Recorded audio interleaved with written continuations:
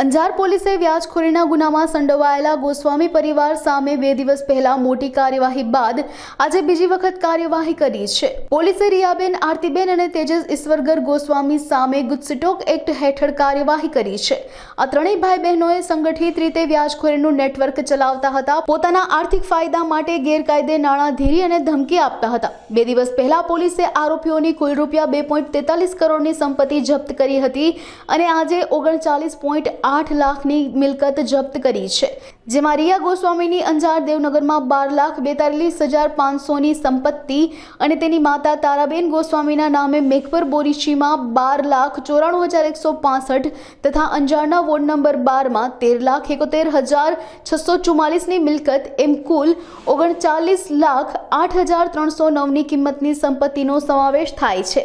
આ કાર્યવાહી પૂર્વ કચ્છ પોલીસ અધિક્ષક સાગર બાગમારની સૂચનાથી નાયબ પોલીસ વડા મુકેશ ચૌધરી અને પોલીસ ઇન્સ્પેક્ટર AR ગોહિલની આગેવાનીમાં અંજાર પોલીસ સ્ટાફે કરી હતી। Gujarat control of terrorism and organised crime act 2015 હેઠળ આ કાર્યવાહી કરવામાં આવી છે।